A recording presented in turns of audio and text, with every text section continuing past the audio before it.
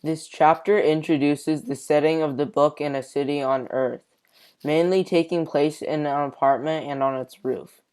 There are three characters introduced: Rick Deckard, seemingly the main character so far, his wife Iran, and his neighbor Bill Barber. Iran's father is mentioned once and is said to have given Rick a real sheep before he immigrated off Earth. The chapter starts off with an alarm waking up Rick and Iran in their apartment. After a heated argument about Penfield mood organs, Rick's job of bounty hunting, and not emigrating off-world, Iran tells Rick about how she set herself for a self-accusatory depression twice a month.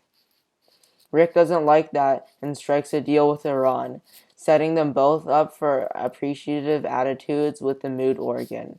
Iran being glad of having a husband who's always right, and Rick looking forward to his job.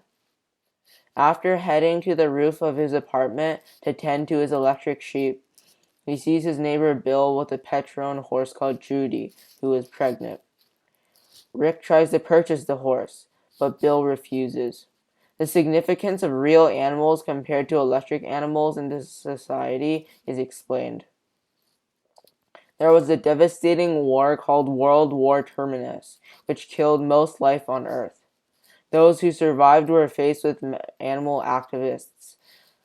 If you did not own an organic animal, you would be shunned for being heartless. Thus, the reason that Rick has an electric sheep to mask his shame and desperately wants to buy a real animal from Bill. It's explained that Rick used to have a real sheep called Groucho. It died from tetanus, hence Rick's fake electric sheep. As Rick leaves to head to work, Bill says he won't tell anyone about the fake sheep.